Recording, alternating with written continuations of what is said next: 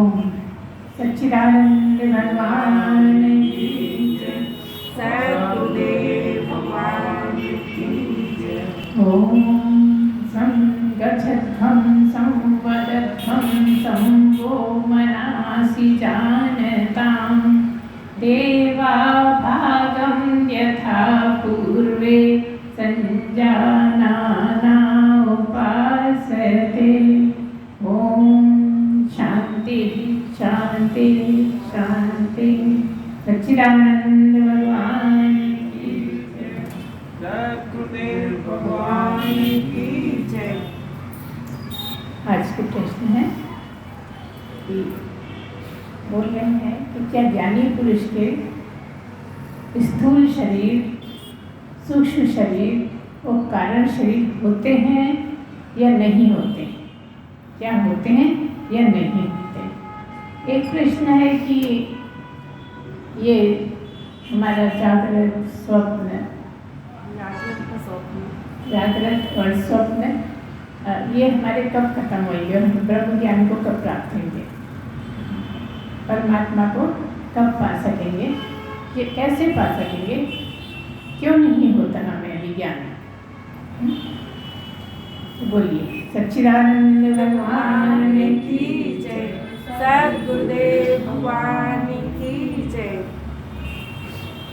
अभी कहा कि आजकल हमारा बिल्कुल मन नहीं लगता, किसी चीज़ में भी मन नहीं लगता। कोई बुला रहे हैं तो जाने को मन नहीं होता, कुछ करने को मन नहीं होता और परेशानी सी लगती रहती है और कुछ भी ऐसा लगता है कुछ मत करो।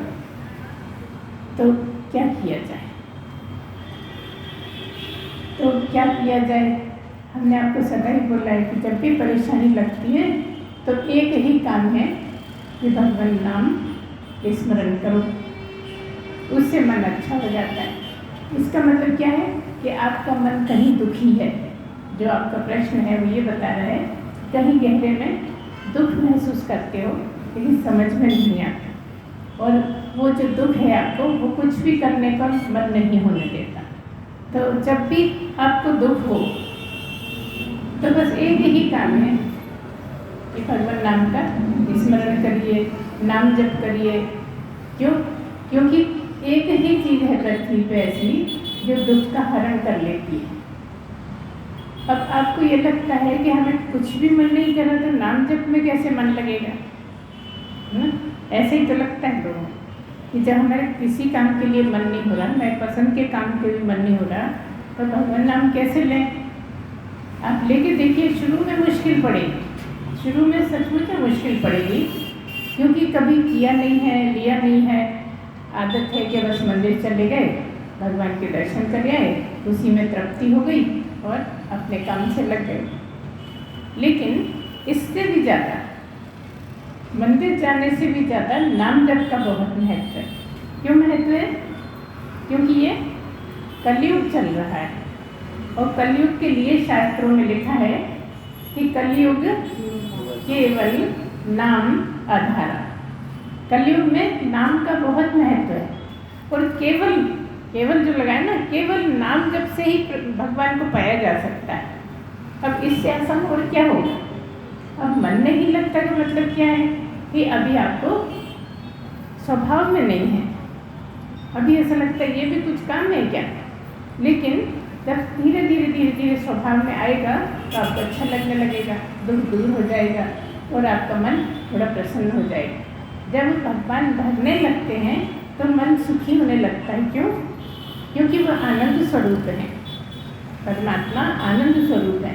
और क्या कहा है कि राम से ज़्यादा राम का नाम, ये हम नहीं कह रहे, शास्त्रों में खूब लिखा है जगह जगह कि राम की जैसे तुम आकांक्षा करते हो कि भगवान राम दिख जाए, भगवान राम कहीं मिल जाए तो बड़ा अच्छा रहे, लेकिन उससे भी ज़्यादा आनंद है भगवान राम के नाम का।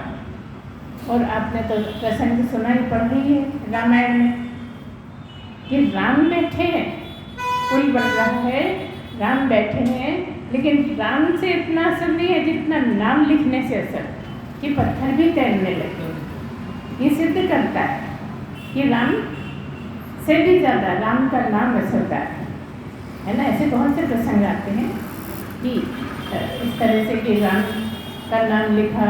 और फिर जैसे गिलहरी का भी है एक कि जब सब ये काम कर रहे थे और पत्थर तैर रहे थे, पुल बनाया जा रहा था, तो गिलहरी तक भी लगी हुई थी।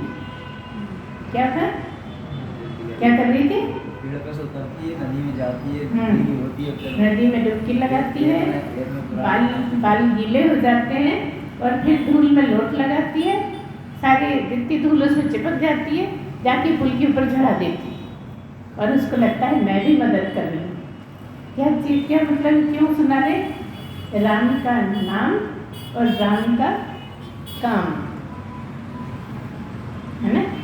राम का नाम भी बहुत महत्वपूर्ण है और राम का काम भी बहुत महत्वपूर्ण है। तो इस तरह से ये वाली बातें हमें ये शिक्षा देती हैं कि आप राम का नाम लीजिए और राम का काम कीजिए। क्या मतलब है? आपके जो भी काम है वो राम के काम समझ के करेंगे तो राम का काम हो गया। अभी आप अपने काम समझ के करते हो, इसलिए उसका फल भी भुगतना पड़ता है, अच्छा बुरा। जब राम के नाम से करोगे तो आप बुरा काम कर ही नहीं सकते, जो करोगे अच्छा ही करोगे, और जब अच्छा करोगे तो अच्छे का अच्छा फल मिलेगा। और जब राम का काम है तो आप उसका फल भी नहीं चाहोगे तो आपके कर्म नहीं बनेंगे। समझ आ रही बात कि क्या मतलब है? जब आप कुछ काम करते हैं, कुछ भी काम करते हैं, तो आप ये नहीं सोचे कि मैं करता हूँ, मेरा काम। आप ऐसा मान के चले कि भगवान का ही काम, मैं जो करता हूँ भगवान का ही काम करता हूँ और मुझे भगवान का काम किए बिना चैन नहीं पड़ता। ऐसी भावना बनानी पड़ेगी। क्यों भावना बनानी? क्योंकि है हनुमान जी भी यही बोलते हैं कि मुझे राम के काम के बिना अच्छा नहीं लगता, राम के काम में ही आनंद आता है। तो हनुमान जी तो बहुत सी शिक्षाएं देते हैं, जगह जगह उनका हनुमान चालीसा पढ़ो तो बहुत सी बातें समझ में आती हैं कि आप उस तरह से चलिए तो आप सुखी हो जाएंगे, आनंद लगने लगेगा। तो कोई भी काम करते हैं अगर तो आप राम का काम समझ के करेंगे आपका आनंद आएगा ही, क्योंकि वो काम राम का है। अब आप ये सोचते हो कि मेरा काम है, करें तो ठीक है, नहीं करें तो ठीक है, नहीं, राम का ही काम है और करना ही पड़ेगा। ऐसा मान के चलोगे तो आपको स्मरण होगा आनंद का। राम के नाम में जो आनंद है वो और कहीं नहीं है। लेकिन मुश्किल ये पड़ती है कि वो आदत नहीं पड़ पाती। थोड़ा सा बोलते हैं मन कहीं और चले जाता है, फिर थोड़ा सा बोलते हैं मन कहीं और चले जाता है। तो आपकी स्मृति में राम रहें। जब राम का नाम लेते हैं तो राम, जैसे आपने चाची का बोला, चाची बोला तो चाची का सब स्मरण आ गया ना मन में, है ना। दीदी बोला, दीदी का स्मरण आ गया। लेकिन राम का नाम लेके राम का स्मरण नहीं आता, है ना। ये हमें कमी है। राम के स्मरण के साथ राम का नाम आएगा तो आपको आनंद आने लगेगा, और जब स्वभाव में बसने लगेगा तो जब खाली हो गए तभी आने लगेगा। अभी ऐसा रहता है कि या तो माला लेके बैठे तो बोल पाते, और नहीं तो बोलते भी हैं मन कहीं और चले जाता है।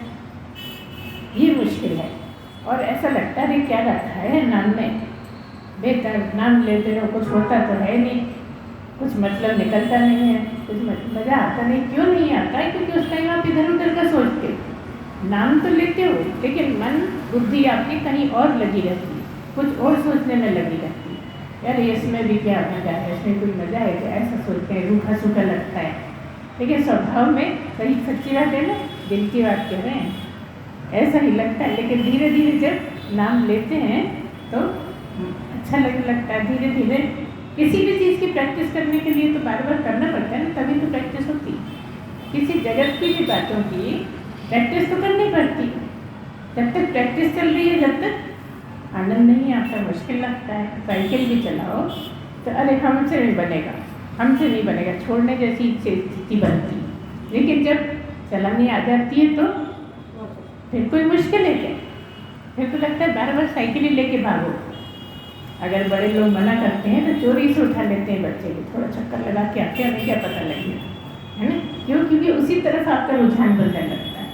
तो जब वो प्रक्रिया आपको बहने लगती है तो बार बार मन होता है उतरने का। इसलिए राम का नाम तो बड़ा लाभदायक है। राम के नाम से मतलब राम का ही नहीं, आप किसी का भी भगवान के जो नाम है सभी कोई भी ले सकते हो, जिसका जो नाम है वो ले सकते हो। कृष्ण का ले सकते हो, श्याम का ले सकते हो, नारायण का ले सकते हो, है ना। कितने ही नमः शिवाय बोल सकते हो। क्यों? क्योंकि आप तत्व ज्ञान की क्लास में बैठते हो और तत्व ज्ञान की क्लास में क्या बताया जाता है? बात तो आत्मा की, और आत्मा सब में है, और जो भगवान के नाम है वो आत्मा का ही स्मरण कराते हैं, किसी शरीर का नहीं। शरीर का करो बहुत अच्छा है, राम के याद है धनुषधारी हैं तो वो ध्यान में आ जाता है, तो वो भगवान के ही नाम है, समझ में आता है। कृष्ण का भगवान का ही नाम है। लेकिन अगर ये समझ में आ जाए तो राम में राम कौन है, कृष्ण में कृष्ण कौन है, तो आपका काम बन जाए। यही तो समझ में नहीं आता, क्योंकि राम को देखा है, आत्मा को देखा नहीं। यहीं पे तो उलझन रहती, इसीलिए ये वाली जगह कठिन लगती है।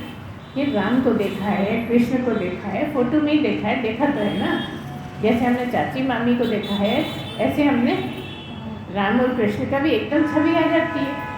मोर मुकुटधारी हैं, है ना, सुदर्शन चक्र है, कभी गोवर्धन पर्वत लिए खड़े हैं, ये सब याद आ जाता है। लेकिन आत्मा, वही आत्मा जो गोवर्धन पर्वत को उठा पाती है, जिसके होते कृष्ण गोवर्धन पर्वत को उठा पाते हैं, वो जिसके होते राम धनुष का उपयोग कर पाते हैं, है ना, इतने सारे राक्षसों को खत्म कर पाते हैं, वो आत्मा। अगर आत्मा नहीं हो तो राम राम है क्या, कृष्ण कृष्ण है क्या, आप हो क्या, है ना। बिना आत्मा के कोई कुछ भी नहीं है। इसलिए आपको बार बार ये ध्यान करना पड़ेगा कि कौन है राम, कौन है कृष्ण। उसमें ये फायदा है कि आप सभी नामों का, भजन का, सबका आनंद ले सकते। नहीं तो भक्ति मार्ग में आपको एक ही नाम का पक्का बने रहना है, एक जो नाम है उसी में चलना है, क्योंकि वो आपका गुरु का दिया हुआ है, उसका महत्व है, सब जगह महत्व है। ज्ञान मार्ग में भी बहुत महत्व है। लेकिन कई बार लोगों का कहना होता है कि एक ही एक नाम लेते लेते हम बोर हो जाते हैं, है ना। तो अगर आत्मा का ध्यान हो तो बोर नहीं होगे, और आत्मा का ध्यान है तो कोई भी नाम बोलोगे तो वही नाम है ना। तब में एक ही है, संशय है तो बोलो। हमें तो ऐसे ही लगता है, और हमारा रहा भी ऐसे ही जीवन। कभी ओम नमः शिवाय की बहुत रट लगती गई, स्कूटर पे जा रहे हैं तो वही चल रहा है मन में, जोर से नहीं बोलते थे लेकिन वही चलता था। कभी कार में जा रहे हैं तो भी वही चलता था, कभी अकेले हैं तो भी दूसरा कुछ भी चलता था। लेकिन ऐसा पक्का था कि ये जिसका नाम ले रहे हैं वो हम आत्मा की ही बात करते हैं, आत्मा को ही याद करते हैं, आत्मा ही सब कुछ है। इसलिए वो थोड़ी आसानी रहती थी। आत्मा के सारे रूप आत्मा के ही तो हैं। एक रूप थोड़ी आत्मा का कि एक है बस बाकी नहीं। आप तो नहीं है, वहाँ तक पहुँचे नहीं हैं, लेकिन आपका रूप भी तो उसी का रूप है। ये बात और है कि जब पूरी प्राप्ति हो जाएगी तब सभी मानने लगेंगे। लेकिन अभी तो आप जानते हो ना, मैं हूँ मतलब कौन, शरीर है ना। हर एक को ये पता है ना कि मैं हूँ, और मैं हूँ मतलब कौन। यहाँ पर मैं किसको कहा जाता है, यहाँ पर मैं आत्मा को ही कहा जाता है। समझाने के लिए कभी शरीर की बात होती है, कभी आत्मा की बात होती है, लेकिन जो शुद्ध मैं है, जो आपकी असली मैं है, वो आत्मा ही है। और उसी की बात बार बार करी जाती है कि आप आत्मा की याद करो, आत्मा का स्मरण करो, आत्मा से संबंधित वाक्यों को याद करो, जो गुरु बताता है वो ध्यान करो, तो आपका धीरे धीरे धीरे धीरे आनंद का स्फुरण होने लगता है। ऐसा नहीं है कि जब प्राप्ति होगी तभी आनंद होगा। छोटे छोटे जो आनंद है वो सुख लगते हैं ना, सुख पदार्थों में लगता है, सुख आपको संसार में लगता है, लेकिन जो परम सुख है वो कहाँ है, आनंद में ही। आनंद का मतलब परमात्मा की याद में, परमात्मा में एक हो जाने में, वो परम आनंद है। आपको अभी आनंद का अनुभूति धीरे धीरे होगी, वो धीरे धीरे ज़्यादा होने लगेगा, और एक दिन ऐसा आएगा कि उसी में ठहर जाओगे। उसको कहेंगे परम आनंद की प्राप्ति, है ना। और क्यों नहीं होती? हम इतना चाहते हैं कि उसकी प्राप्ति हो जाए परम आनंद की, लेकिन सुनते रहते हैं प्राप्ति होती नहीं है। इसका क्या कारण? इसका कारण ये है कि एक तो आप एकाग्रता नहीं बना पाते। जो बात कही जा रही है वो क्या कही जा रही है, इधर उधर दिमाग भाग जाता है। आप आंखों से देख रहे हो, कानों से सुन रहे हो, लेकिन आपकी मैं भाग जाती है। आपकी मैं नहीं, शरीर वाली मैं से सुनते रहते हो। ये मैं बैठा हूँ, मैं सुन रहा हूँ, मैं लगातार सुनता हूँ, मैं तो ध्यान से सुनता हूँ और तब भी समझ में नहीं आता, ऐसा लगता है। लेकिन अगर आप एकाग्रता बनाएंगे और एकाग्रता बढ़ती जाएगी तो और कुछ थोड़ी करना है। एक समय ऐसा आएगा कि आपकी मैं और गुरु की समय एक ही हो जाएगी। अभी क्या है? अलग अलग है। अभी कैसे अलग अलग है? गुरु की असली मैं है, गुरु की आत्मा की मैं है और आपकी शरीर की मैं है, इसलिए अलग अलग। और अगर उस जगह तक पहुंच जाए तो जो गुरु की मैं है वही आपकी मैं है। अब गुरु में आपने क्या दिया? जब सबकी एक ही मैं हो गई और वही आत्मा तो सब में विराजमान है ना। कैसे लगता है कि आत्मा सब में विराजमान है? इतने सारे लोग हैं, सब में अलग अलग होना चाहिए, लेकिन एक ही कैसे? जैसे बहुत सारे घड़े रखे हैं और एक ही सूरज है। बहुत सारे घड़े पानी भरे रखे हैं और सूरज तो एक ही है, लेकिन सब में दिखता है ना उसकी परछाई। यहाँ पे परछाई है, जीव में परछाई है और गुरु में असली है। इतना ही अंतर है कि आप में परछाई है, बहुत सारे घड़े हैं, सूरज एक ही है, लेकिन सब में अलग अलग से क्यों दिखते हैं? जब एक ही है तो सब में अलग अलग क्यों दिखते हैं? अच्छा, क्या इस घड़े में है, इस घड़े में है, बीच में नहीं है? अगर बीच में घड़ा होता है तो वहाँ भी दिखता था। दिखती नहीं है। दिखती कहाँ? जहाँ पानी हो, शीशा हो, वहाँ सूर्य का प्रतिबिंब दिखता है। ऐसे ही आत्मा की बात है कि आपको, आप में प्रतिबिंब है, जीवों में प्रतिबिंब है और गुरु में ओरिजिनल है, जो रियल आत्मा है वही है। ऐसा नहीं है कि आप में आत्मा नहीं, आप में आत्मा नहीं है, ऐसा नहीं है। उसका प्रतिबिंब का मतलब यह है कि उसकी छाया आपके मस्तिष्क पे पड़ती है या चित्त में पड़ती है या मन पे पड़ती है। ये जो अंतःकरण है ना, इसमें अलग अलग विचार हैं लोग। कोई कहते हैं कि चित्त में पड़ती है, कोई कहते हैं बुद्धि में पड़ती है, लेकिन अब तो अंतःकरण सीधा मान लो कि जो भी है अंतःकरण पड़ती है और फिर शरीर में पूरे में हो जाती है और शरीर से जगत हो जाता है। मतलब क्या? सूर्य का प्रकाश पहले चित्त में पड़ा और चित्त से जो रिफ्लेक्शन बना वो शरीर में, इंद्रियों में, सब में गया और शरीर और इंद्रियों से जगत प्रकाशित होने लगा। जगत प्रकाशित होने लगा मतलब आप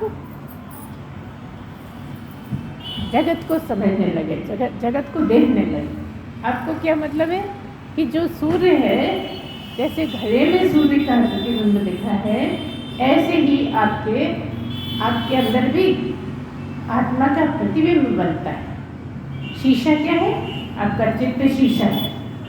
अगर चित्त शीशा हटा दिया जाए तो सीधा परमात्मा नहीं बन।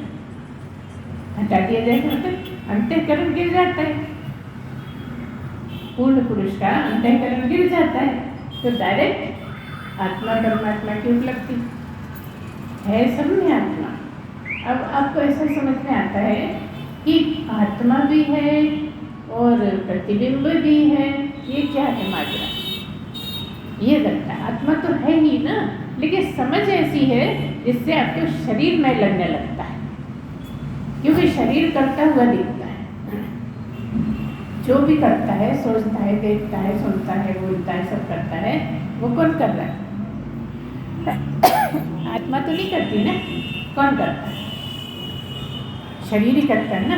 आपकी इंद्रियां करती हैं। मतलब क्या हुआ?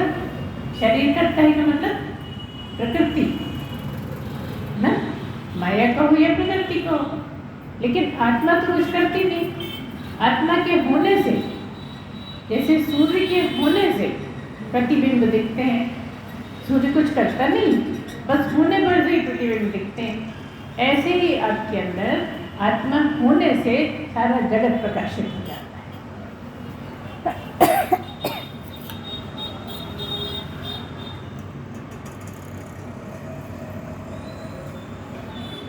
इस तरह से आपको बार बार ये समझना है कि आत्मा एक ही है, लेकिन जीव अनेक है। अनेक अनेक इसी तरह से जैसे प्रतिबिंब प्रतिबिंबित होता है, सूर्य प्रतिबिंबित होता है, सूर्य दिखता है घड़ों में, इसी तरह से एक ही इतने लोगों में, हजारों लाखों करोड़ों जितने दुनिया में, और इतने ही नहीं, जीव जंतुओं में, पशुओं में भी, सब में वो एक ही आत्मा को या परमात्मा। इसलिए यहाँ पर कहते हैं जो आत्मा सो ही परमात्मा। यहाँ पर दो नहीं है, कहते हैं दूसरी लाइन तो ये होती है भक्ति की और जगह जगह ध्यान वगैरह की, उसमें कहते हैं एक परमात्मा है, एक आत्मा है, इस तरह से मानते हैं। लेकिन यहाँ पे ये कहा जाता है कि आत्मा के टुकड़े नहीं हो सकते, इसलिए आत्मा परमात्मा के टुकड़े नहीं हो सकते, इसलिए आत्मा अलग नहीं हो सकती, परमात्मा ही आत्मा है। बस वो अलग अलग इतने लोगों में दिखती है, मालूम पड़ती है, मालूम ही तो नहीं पड़ती, लेकिन जानते तो हैं कि आत्मा है। कितना भी अनपढ़ हो, कितना भी कोई भी जानते मेरी आत्मा, अब उसको बोलते गलत हो ये बात अलग है, लेकिन मेरी आत्मा क्या मतलब हुआ कि मेरी अलग, तेरी अलग, इसकी अलग, उसकी अलग, यही मतलब है ना। सबकी अपनी अपनी आत्मा, ऐसा समझ में आता है। जबकि क्या है, आत्मा तो सब में एक ही, बल्ब तो पूरे कमरे में एक ही जल रहा है, लेकिन कोई किताब पढ़ रहा है, कोई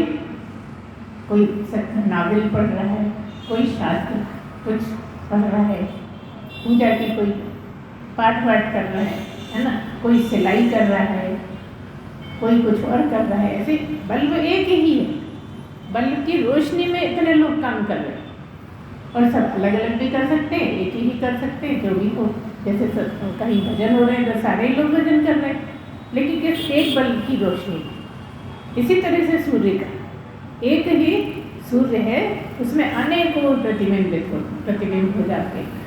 अच्छा, कभी देखो आप, शीशा टूट जाता है, शीशे में एक ही फोटो दिखता है, प्रतिबिंब एक ही दिखता है, लेकिन अगर शीशा टूट जाता है तो जितने टुकड़े होते हैं उतने प्रतिबिंब दिखने लगते हैं। देखा है ना, आप सोचते हुए कि अभी भी एक ही दिखना चाहिए सब में, ऐसा लगता है ना। ऐसा क्यों?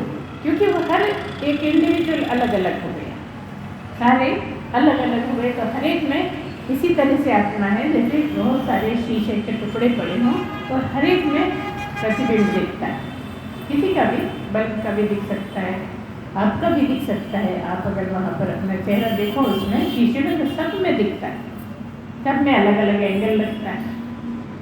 ऐसे ही यहाँ पर भी आत्मा परमात्मा एक ही है, लेकिन सब में विराजमान है। वही एक, टुकड़े नहीं, टुकड़े किसके हुए? शीशे के हुए, आत्मा के नहीं हुए, क्योंकि आत्मा तो एक ही है। एक अकेली ही आत्मा अलग अलग में प्रतिबिंबित होती सी दिखती है। तो जो प्रतिबिंबित होती है वो जीव, और जिसमें डायरेक्ट आत्मा ही है, प्रतिबिंब खत्म हो गए, वो है, बोलो, ब्रह्म, वो है गुरु, सदगुरु मतलब। तो इस तरह से आपको समझना है। और वो प्रतिबिंबित किसमें हो रही है? अभी हमने बताया आपको किसमें हो रही है प्रतिबिंबित? अंतःकरण में। इसीलिए कहते हैं कि मन गिराना है ना, बुद्धि गिरानी है, चित्त खाली करना है, अहंकार खत्म कर देना है, यही तो है ना अंतःकरण। इनको सबको खत्म कर देने में क्या दुनिया में काम चलेगा? ऐसा भी तो लगता है। अभी जैसे हम सत्संग कर रहे हैं तो क्या मन नहीं है? क्या मन भी है, लेकिन ब्रह्म जब हो जाते हैं तो ऐसा कहा जाता है, क्यों? क्योंकि आसक्त नहीं होते। जब आपकी स्थिति रहती है वो ब्रह्म पुरुष की नहीं रहती, इसलिए आपकी जो स्थिति है वो जीव की है, क्योंकि आप उसको ठीक से नहीं समझ पाते। किसको? ब्रह्म को, आत्मा को। और समझ लेने के बाद फिर कुछ मुश्किल नहीं लगती, फिर आसक्ति पूरी तरह खत्म हो जाए। पहले तो प्रैक्टिस करनी पड़ती है कि आसक्ति कम हो जाए, आसक्ति कम हो जाए, और बाद में अपने आप ही आसक्ति नहीं होती। और अगर आपने उसको ध्यान नहीं दिया तो फिर से गड़बड़ भी हो सकती। ऐसा नहीं है कि हो नहीं सकती। भले ही गिरे ना, समझ में तो आ गया है, समझी हुई बात तो कोई ऐसा थोड़ी चली जाएगी। जैसे कि आपने समझ लिया, फिर सो गए, फिर उठे तो समझे हुए तो बिना समझे समझे हुए हो ना। जो चीज़ आपने पहले समझ ली और फिर नींद ले ली, तो क्या बाद में ना समझ हो जाओगे? समझ ली तो समझ ली। अब आप कुछ भी करो, आपकी समझी हुई है। इसीलिए यहाँ ये कहते हैं कि अनादिकाल से, सदा से। कुछ जगहों पे ऐसा बोला जाता है कि भूल गए, हम भूल गए बीच में, पहले हमें याद था और बीच में भूल गए, अब हमें याद करना है, वो नहीं। बस एक बार समझ लो तो समझ में आ गया। ये फर्क है। समझ में आ रहा है कि नहीं? है ना? हो सकता है हमें बोलने में कुछ गलती कर गड़बड़ होगी, आपको समझ में नहीं आ रहा है, आपको। हमारा कहना यह है कि ऐसा नहीं है कि पहले हम जानते थे, अभी बीच में भूल गए हैं, अब हमें फिर से याद करना, ऐसा नहीं है। अभी जाना ही नहीं है। क्यों है ऐसा? क्योंकि जीव भी अनादिकाल से है। जीव ऐसा नहीं है कि जीव ब्रह्म बन गया था, फिर जीव हो गया, फिर ब्रह्म बन, ऐसा नहीं। जीव अनादिकाल से है। जब ब्रह्म हो जाएगा तो ब्रह्म हो गया, फिर जीव नहीं होगा। कहने का तात्पर्य यह है कि जीव से ब्रह्म तो हुआ जा सकता है, लेकिन ब्रह्म से जीव नहीं हुआ जा सकता। कोई भी जीव एक दिन होते एक दिन ब्रह्म को जान जाएगा। अब जान गया, अब कैसे भूलेगा? कोई घर की चाबी तो है नहीं। इसीलिए यहाँ याद नहीं, यहाँ समझ की आवश्यकता है। एक बार जो बात समझ में आ गई तो आ गई, अब कहाँ जाएगी? कॉलेज स्कूल में भी आप मैथमेटिक्स समझते हो, और जब समझ में आ जाती है तब कहाँ मुश्किल होगा, फटाफट कर लेते हो, उस तरह के सारे सवाल कर लेते हैं क्योंकि समझ में आ गई है ना। ऐसे ही यहाँ पर, यहाँ समझने की बात है, यहाँ याद की नहीं है। याद तो इसलिए बोलते हैं नाम स्मरण, उसका बहुत प्रभाव है, उससे शुद्धि में मदद मिलती है, इसलिए नाम स्मरण की बात करते हैं। दूसरे क्यों करते हैं? ताकि उतनी देर आप कुछ गलत नहीं सोचो, कर्म ना बने। क्योंकि यहाँ कहते हैं ना कि सोचने भर से भी कर्म बनते। आप इधर उधर की बातें सोच लगते हो, कर्म बन जाता है। क्या सोचते हो? किसी पे गुस्सा आ रहा है, खूब पिटाई करो, अब के मिलेगा तो ऐसे सुना दूंगा, है ना? ये सब बातें आती हैं। कभी किसी की अच्छी बातें आने लगती हैं, आसक्ति होने लगती, यही सब चलता रहता ना। वो नहीं हो, इसलिए नाम स्मरण, क्योंकि हर वक्त आपके कर्म बनते रहते हैं और आपकी आदत है सोचने की, तो आप सोचते रहते हैं पूरे समय, सोचते हैं ना। सो के उठने के बाद से लेके सोने तक, सुबह आँख खुलने से लेके आँख लगने तक लगातार कुछ ना कुछ सोचते हैं। अब आप सोचिए ना, एक दिन में कितने कर्म बन जाते होंगे, है कुछ अंदाज? तो वो कर्म न बनने पाए, इसलिए इसका उपयोग है नाम स्मरण, है ना। आत्मा का चिंतन, अद्वैत विद्या की बात, ये सब इसमें बहुत मददगार होते हैं। क्यों? मतलब सबसे ज़्यादा ये इसकी क्यों फायदा है? क्योंकि ये जरा कठिन है ना, इसलिए एकाग्र होकर सोचना पड़ता है। एकाग्र कब होते हैं? जब और कोई चीज़ें याद ना आए, है ना। जब आप इसको सोचेंगे एकाग्र होकर, दूसरी चीज़ें अपने आप फिसल जाएंगी, और जब इसमें बनेंगे तो एकाग्रता बनने लगेगी। इसलिए नाम से भी ज़्यादा ये जो विद्या है ना, इसकी जो हम वाक्य बोलते हैं, जो आप समझते हैं, उनको याद करने से और भी ज़्यादा लाभ होता है और जल्दी काम हो जाता है। लेकिन अब सही हो रहा है कि गलत हो रहा है, ये कैसे पता लगे? ये आप विचार करो, कुछ भी गड़बड़ लगती है, कुछ संशय लगता है, आप उसको क्लियर करो। पूछो बार बार। इस तरह से बहुत आसानी है।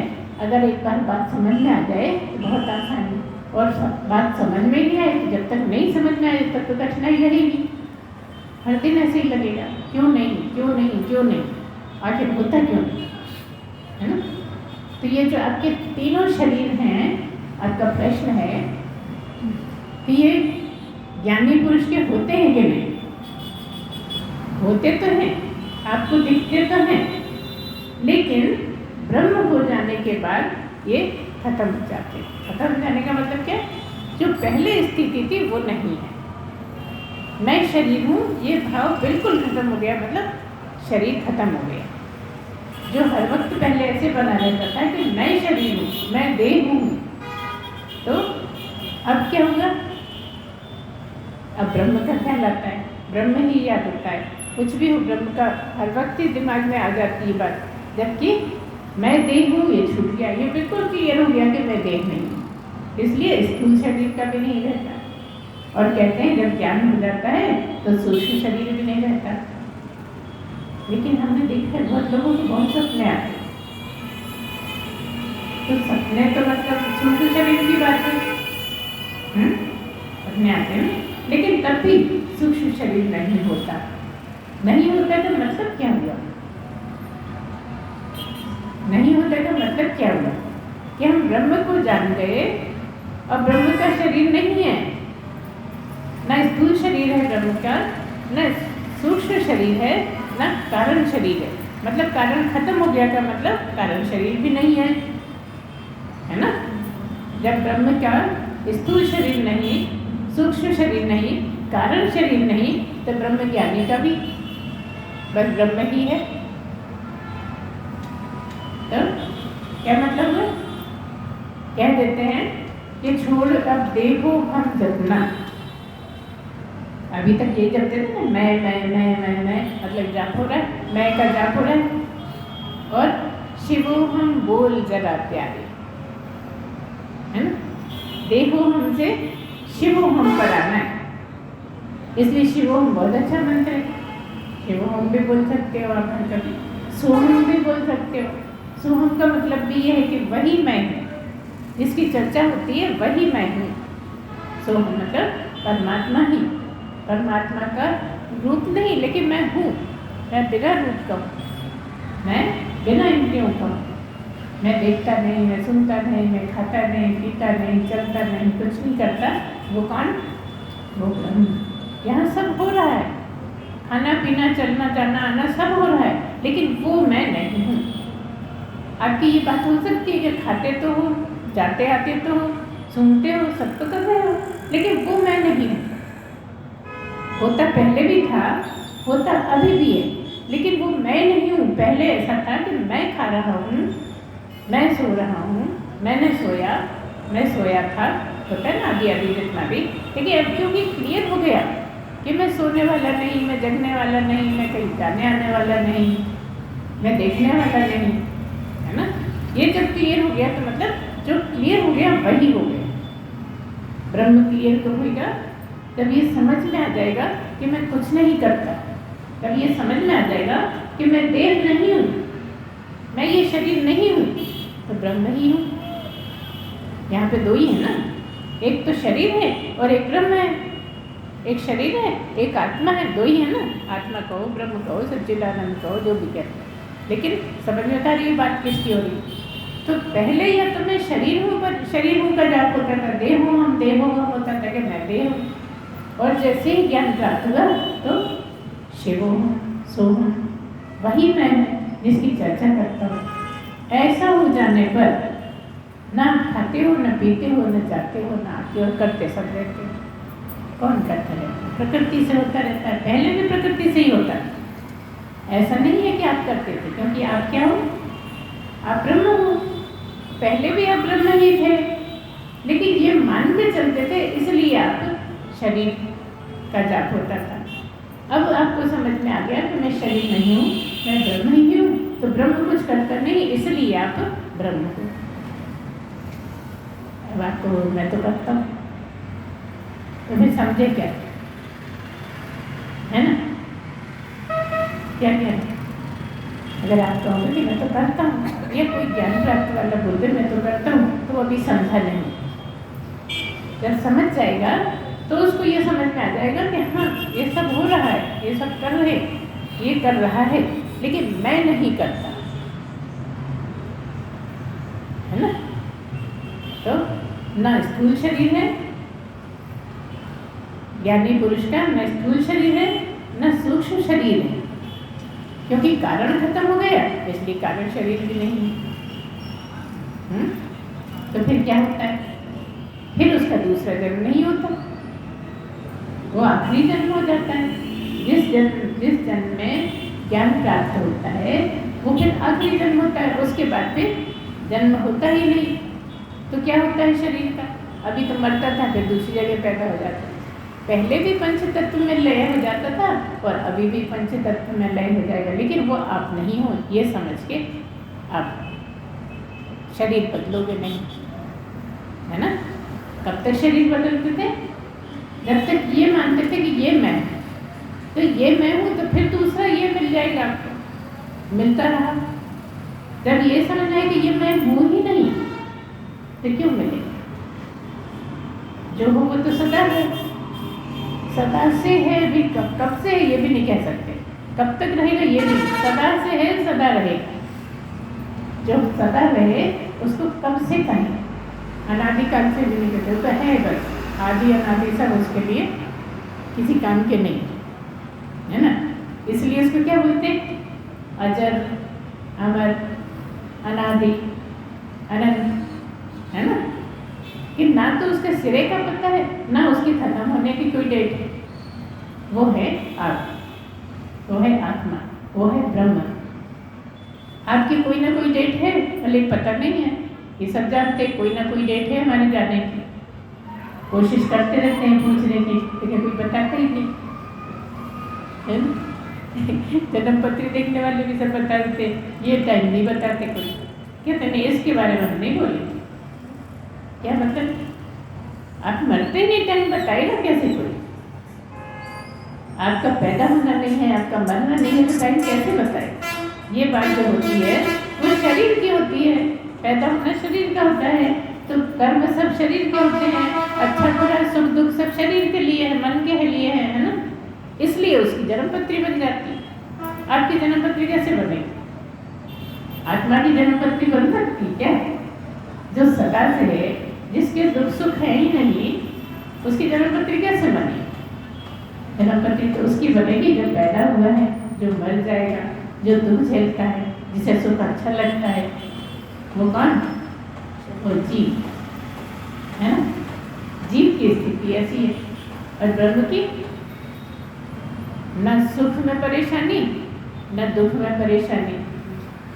अब दुख सुख में तो किसको परेशानी होती? जीव को भी नहीं होती, बड़ा आनंद आता है। लेकिन ब्रह्म पुरुष को सुख में भी ज़्यादा फर्क नहीं पड़ता, ऐसा महसूस नहीं होता। कई बार हम कहते हैं सब लोग बड़े खुश हो रहे हैं, लेकिन हमको कुछ फर्क ही नहीं पड़ता, वैसे ही लगता रहता है, सचमुच में ऐसे ही लगता है। कभी कभी हम हैरान भी हो जाते हैं कि थोड़ा तो समझ में आना चाहिए ना, हो रहा है तो ठीक, नहीं हो रहा है तो ठीक, जो भी हो रहा है सब ठीक, ऐसी स्थिति रहती है। अब बता, जब ऐसी स्थिति रहेगी दुख का ही होएगा। कई बार तो बड़ी परेशानी आ जाते हैं, कोई मर गया तो उसके यहाँ गए हैं, लोगों के आंसू भी आ जाते हैं, हमारे आंसू ही नहीं आते हैं आंसू कब आते हैं? जब भगवान की याद आती है तो आंसू आ जाते हैं, है ना। ये बड़ी विचित्र बात है, ये भगवान की याद में अगर कहीं डूब जाते हैं तो बहुत आंसू आने लगते, छुपा लेते हैं। लेकिन कोई मर जाता है तो आंसू नहीं आते, मर जाए आंसू नहीं आए, कितनी गलत बात है ना। काहे को आए थे शोक जताने? तो झूठ माट में लोग पोछ के बता देते कि हम भी रो रहे थे, हमें झूठ माट भी नहीं आता समझ में, कैसे रो, जब आई नहीं रहा रोना तो क्या रो, तसल्ली दे देते। तो अब क्या मतलब है? आप ना स्थूल शरीर हो, न सूक्ष्म शरीर हो, और न कारण शरीर। आपके 3 शरीर हैं, आपके मतलब जीव के। अभी आप जीव हो इसलिए आप कह रहे हैं। आपका एक स्थूल शरीर है जो आँखों से दिखता है, एक सूक्ष्म शरीर है जो शरीर बदलता रहता है ना। आपको वो शरीर तो नहीं छूट गया। नए लोगों के लिए बोल रहे हैं कि आप कहोगे कि शरीर तो नहीं छूट गया, फिर शरीर कौन सा? जो जीव कहलाता है वो आँखों से तो नहीं दिखता, लेकिन होता है। वो सारी इंद्रियां, मन, बुद्धि सब लेकर दूसरे शरीर में जाके स्थापित हो जाता है। इसलिए उसको क्या बोलते हैं? सूक्ष्म शरीर, क्योंकि दिखता नहीं है आँखों से, लेकिन होता उसमें सब कुछ है। उसके पास आंखें भी हैं, उसके पास नाक भी है, सब कुछ है, पूरी इंद्रियां हैं, लेकिन क्योंकि शरीर नहीं है इसलिए वो देख नहीं सकता, बोल नहीं सकता, है ना। यहीं पे थोड़ी सी विचित्र सी बात लगती है सोचने में कि जब शरीर है और वही असली इंस्ट्रूमेंट है। जैसे आपके पास कोई पहले रेडियो हुआ करते थे ना, तो रेडियो का खोखा तो है, लेकिन अंदर जो है उसका बारीकी जो बात है वो है नहीं, तो रेडियो क्या करेगा? ऐसे ये रेडियो का खोखा है, बोलने वाला जो है वो चला गया, है ना। कारण शरीर और सूक्ष्म शरीर वो चला गया, तो ये खोखा ही खोखा रह जाता है। खोखे का क्या करोगे? कचरे के ढेर में डाल देते हैं। तो खोखे क्या करोगे? जला देते हैं। इतना ही तो अंतर है तो खोखा ही।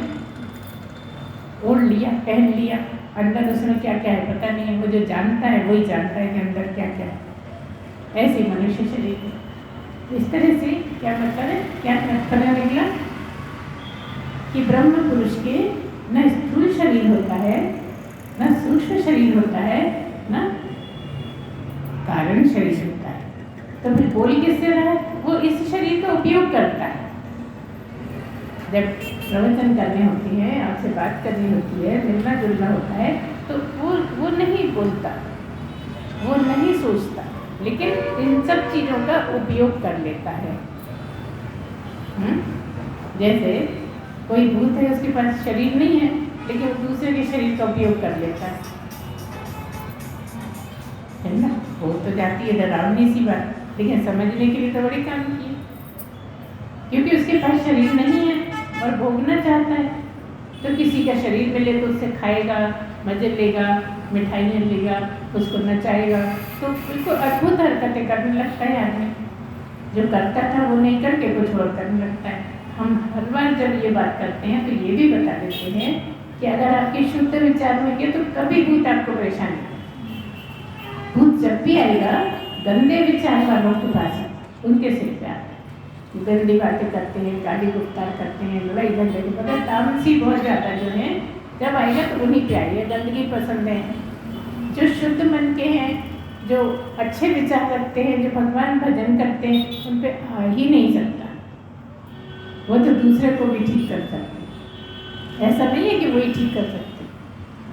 आपका प्रभाव जितनी ज़्यादा शुद्धि होगी ना, उतना ही आपका प्रभाव पड़ता है, क्योंकि इस तरह की चीज़ें दूर भागती हैं उससे, क्योंकि उनकी आत्मा गलत है। जैसे जीते जागते कई लोग इतने ज़्यादा गलत होते हैं कि उनका बिल्कुल ना सत्संग में मन लगता है, ना कोई भगवान के नाम में मन लगता है, ना कोई चर्चा में मन लगता है। अगर भगवान की हो रही हो तो वो मुँह बना के टेढ़े होकर चल देते हैं, है ना।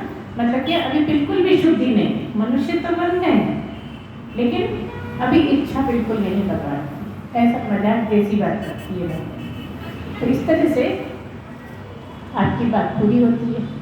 अब सवाल ये कि पता क्यों नहीं लगता? पता इसलिए नहीं लगता आपको, आप चाहते हो कि ब्रह्म समझ में आ जाए, लेकिन समझ में क्यों नहीं आता? क्योंकि वो शुद्ध है और बुद्ध है और नित्य है और मुक्त तो पहले से ही हो। आप मुक्त पहले से ही हो, लेकिन आप उतने शुद्ध विचार नहीं हुए जितने उसको चाहिए। समझने की जो चाहिए आपको शुद्धता, वो नहीं है। बुद्धि उतना काम नहीं कर पाती कि उसको समझ पाए। क्यों नहीं कर पाती? क्योंकि शुद्धता की कमी है ना। क्या मतलब है शुद्धता से? क्या कचरे को शुद्धता बोल रहे? गंदगी धूल डाल दी, रोज नहाते हैं हम तो, बड़ी सफाई से रहते हैं, थोड़े हाथ भी कहीं लग जाते हैं तो धो लेते हैं, फिर आप कैसे कहते हो गंदगी से रहते हैं? आपके मन में बातें जाने क्या क्या आती है, वो आपको गंदा करती है। विचार जो आते रहते हैं वही आपको शुद्धि करता है। अगर वो गलत विचार आना बंद हो जाए तो शुद्धि हो जाए, और विचार आना बंद हो जाए तो जीव ही कहाँ रहोगे फिर?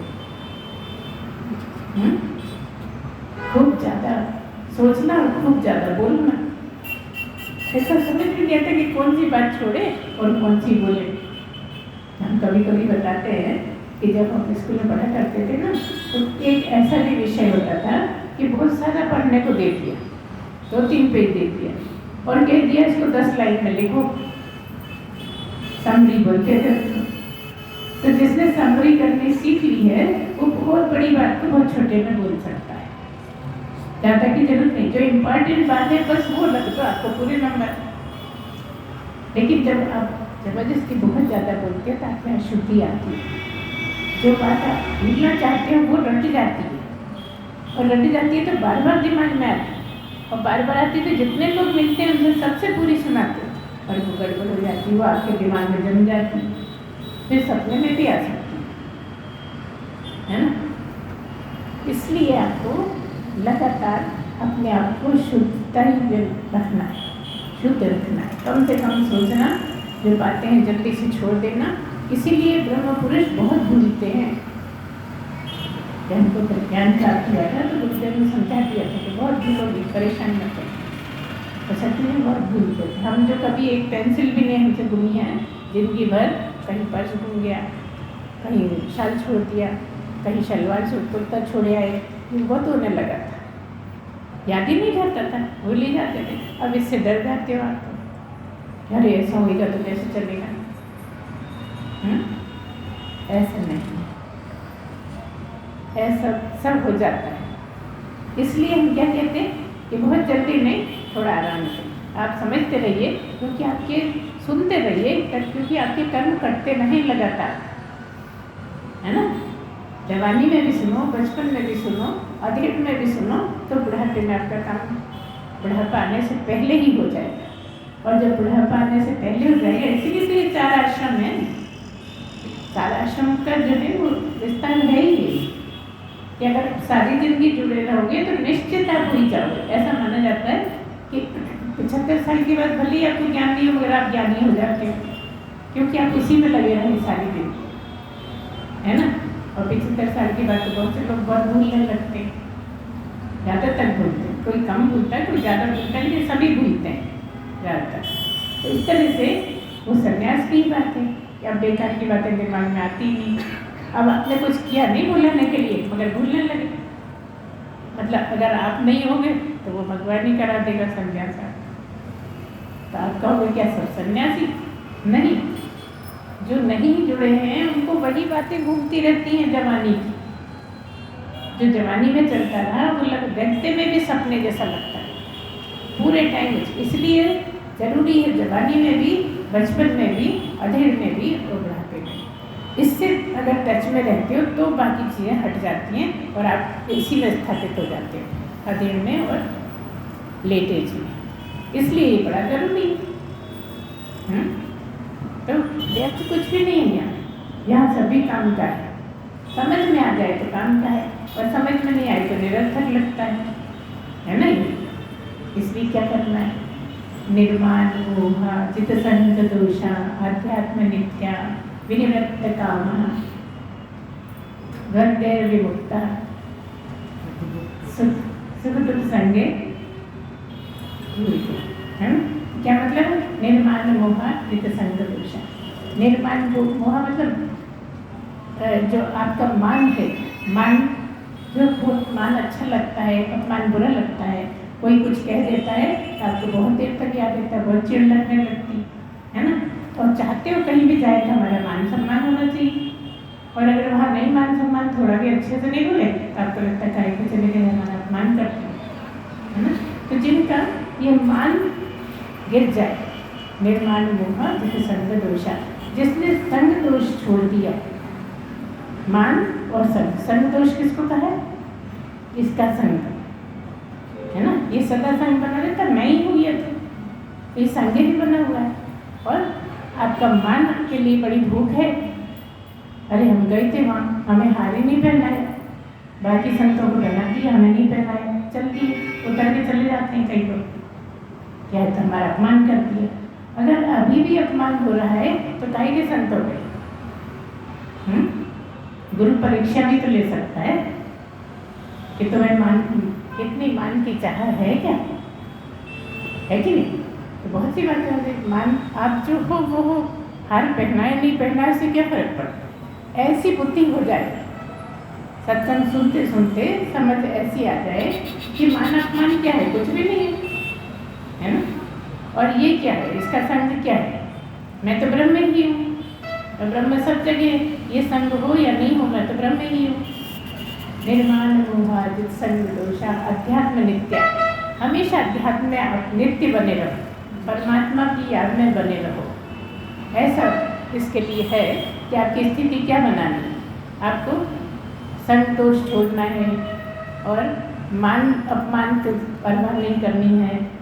द्वंद्व विमुक्ता निर्माण मोह जित्संग दोषा अध्यात्म नित्य विनिवृत्त कामा, आपकी कामनाओं की निवृत्ति हो जाए, कामनाओं से निवृत्त हो जाए। जो भी बहुत कामनाएं लगती है ऐसा हो जाए, बस इतना हो जाए, भगवान ऐसा कर दो, भगवान ऐसा कर दो, कामनाओं की लंबी लाइन बढ़ती। तो जब आप कामनाओं से निवृत्त हो जाओ, मतलब कामनाओं की लाइन खत्म हो जाए, खत्म तो होती नहीं, कामनाओं की इच्छा ही खत्म हो जाए। अभी तरह तरह की कामना ही आपको परेशान करती है, मान खत्म हो जाए, संग दोष खत्म हो जाए और ये जो आपकी कामनाएं हैं वो खत्म हो जाए। विनिवृत्त कामना द्वंद्व विमुक्ता, द्वंद्व खत्म हो जाए। द्वंद्व क्या है? द्वंद्व किसे कहते हैं?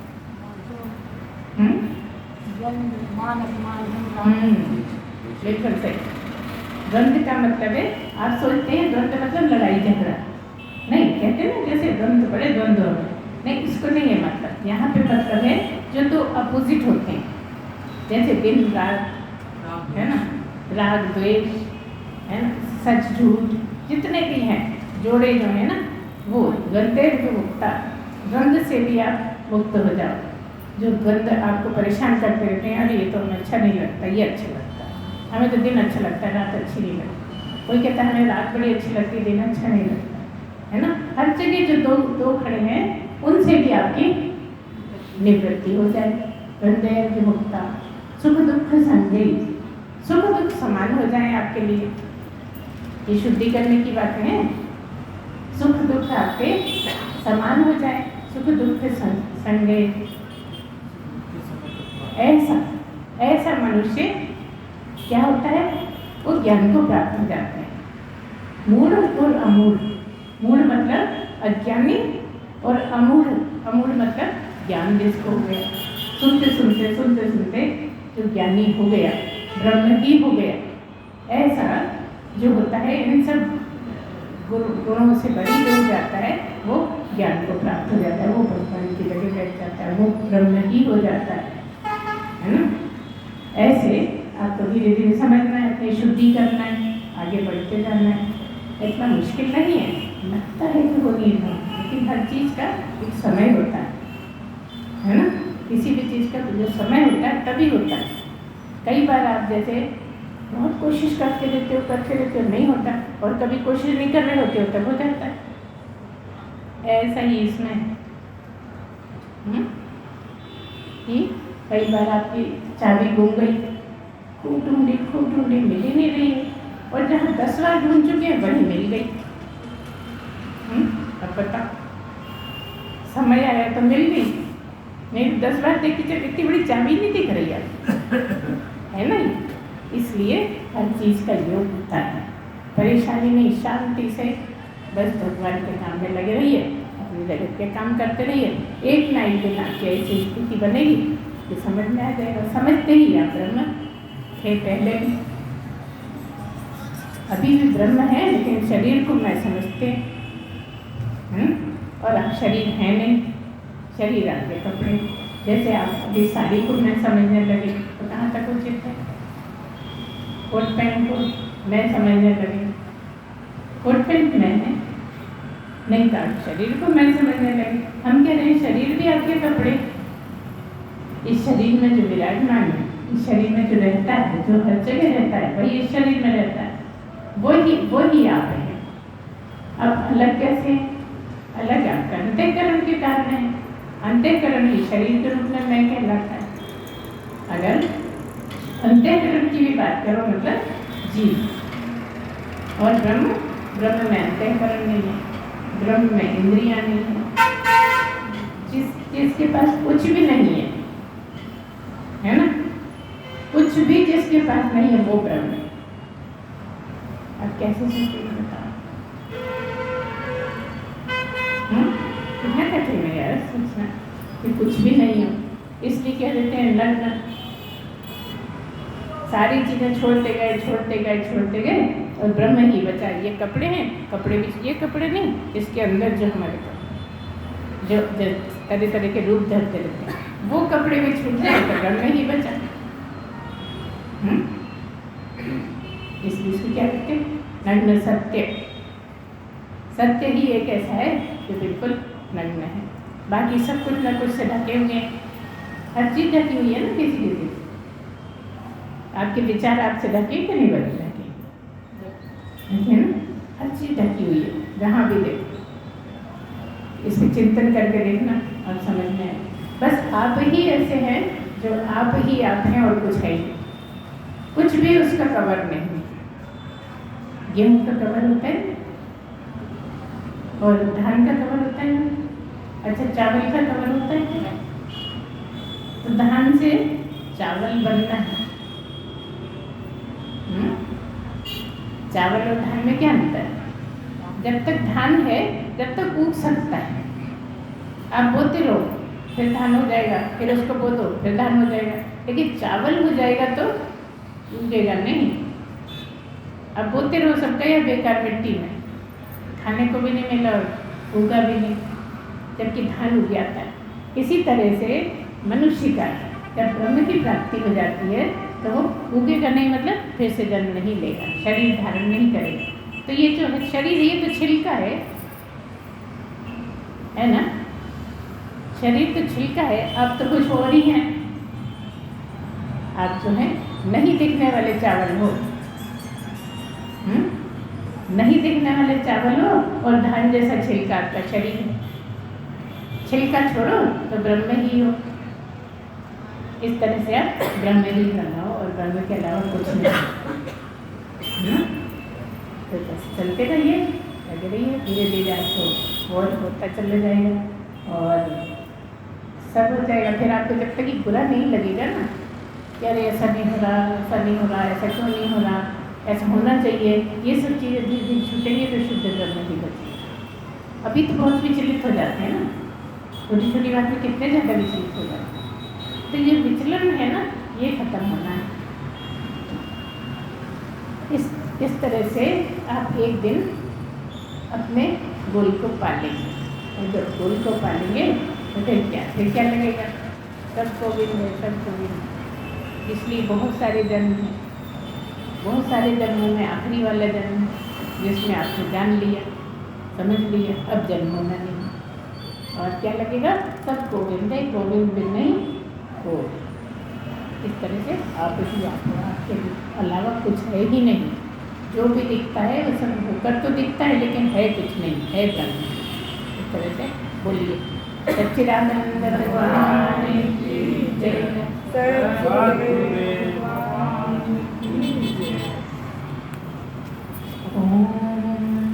पूर्णमदः पूर्णमिदं पूर्णात् पूर्णमुदच्यते पूर्णस्य पूर्णमादाय पूर्णमेवावशिष्यते।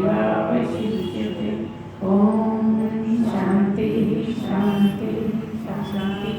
सच्चिदानंद भगवान